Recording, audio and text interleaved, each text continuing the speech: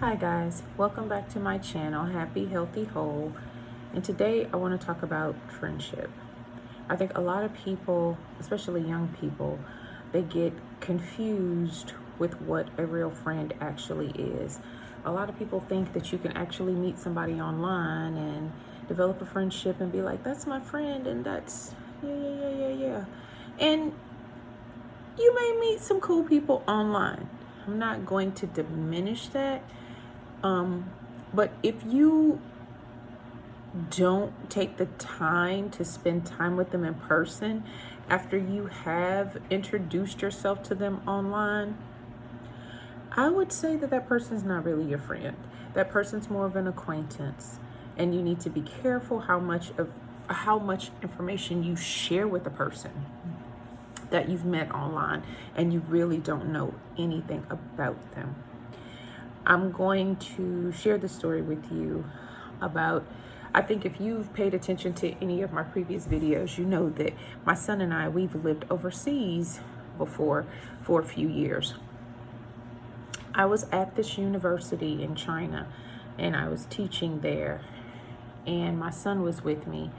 And I think that altogether, I want to say it was like 56 to 60 foreign teachers at this one university. It was a very big school. And it was a school of international business. A lot of their students would graduate and go on to grad school in foreign countries or work in some kind of arena where they had to use the English language, and they had to have an equivalency. They had to pass an equivalency test in English to even attend this particular school. So all of the students at this university had to basically be fluent in English, or at least be able to test into the school to attend this university. So we never spoke.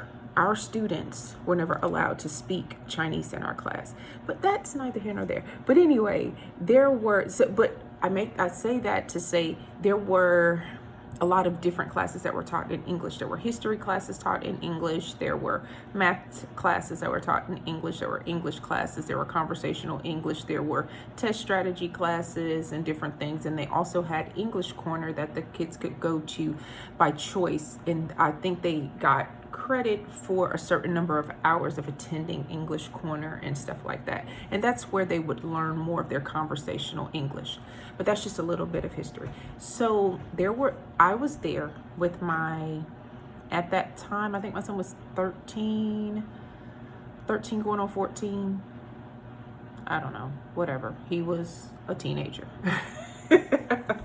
And he was actually attending some of the English classes with the Chinese students, like some of the university level classes,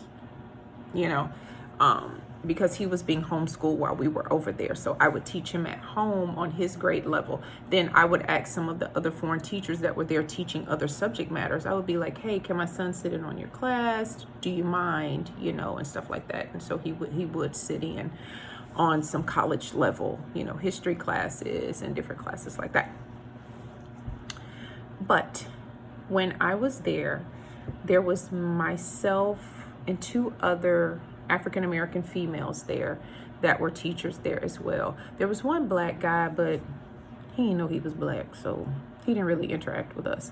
But me and the two other black ladies, we actually formed a friendship that is still ever present to this day. And I will say to you, a person is not your friend if they have never been inconvenienced by you. If you have never had to help a person out, if you have never had to help a person move, or if you've never let somebody come over to your house to shower to get them some hot water because their hot water wasn't working,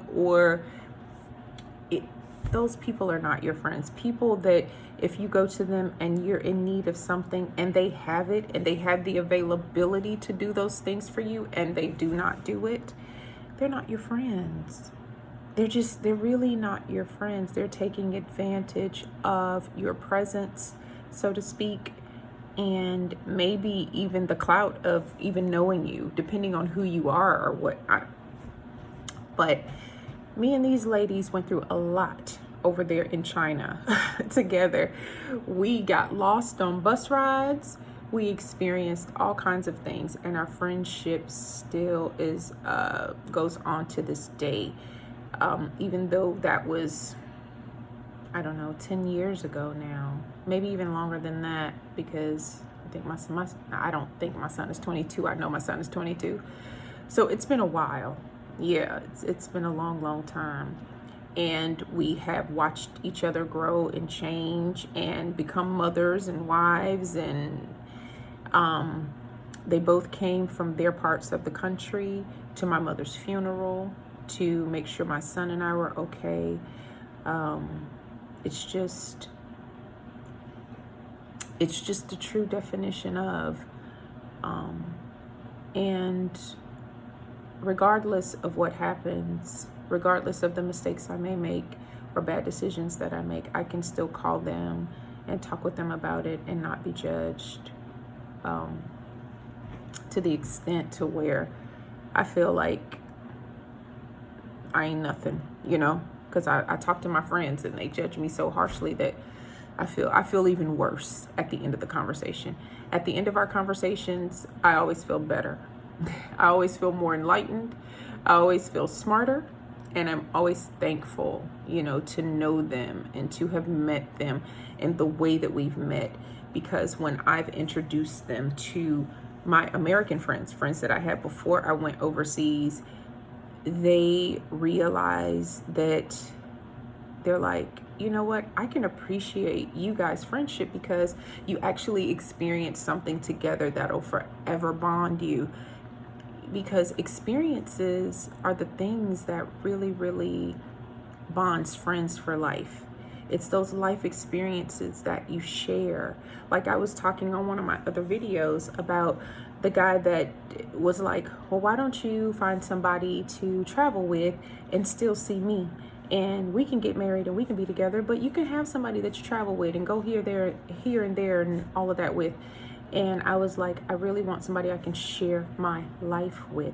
It's those life experiences that build relationships, that build foundations, that forges true friendships. So if a person has never been inconvenienced by something that you needed at a time that was inconvenient for them, they've never had to stop doing something to cater to you or something that you need in that instance. They've never traveled across, the country to come and look after you when you are in a situation that, was beyond your control or anything like that, or they've never talked you through anything. They've never FaceTime with you when you were hurting and felt bad about yourself. Those people are not your friends. And be careful who you call a friend. And ladies, just a sidebar, all these guys out there that's talking about they looking for friends, most of them are looking for booty calls. And don't fall for that foolishness. Let them know that, okay, I don't have sex with my friends. Okay, I tell men real quick when they say, oh, I just want to be friends. Then I say, okay, well, just so we can be clear and be on the same page, I'm letting you know my friends are people that I don't have sex with. My friends are named da da da da da, and those are people that I don't have sex with. Okay, so if you're looking for a sexual relationship, that's something that you need to express from the get-go. You know what I'm saying? We're at an age in our life where we can be honest about what we want and what our expectations are. But all these men that's coming up that's talking about I just want to be friends and all of that. Girl, watch out for that one. Okay? And if you have somebody in your life that considers themselves your friend, but they've never gotten off the couch for you, they've never made sure you were okay when something bad happened to you, they've never checked on you after a storm or anything like that, that person's not your friend. And don't worry yourself go ahead and you can treat them. You don't have to let them loose. You can keep them in your life, but just know that it's not a friendship. It is an acquaintanceship. It is someone that you have become acquainted with, and you may know them very well, but that person's not your friend if they're not really, really, really concerned about your well-being. They're not concerned about you. They don't acknowledge your birthday. They're not your friend. I know all my friends' birthdays, and I acknowledge them on their birthday. And my friends acknowledge me on mine or around mine. We are getting older, and some people forget the actual day. It's okay. They know about when it is, and they be looking out for me. They be like, "Girl, did I miss your birthday?" And I be like, "No, you got it. You early though. You 2 days too soon, but I'll go ahead and take it."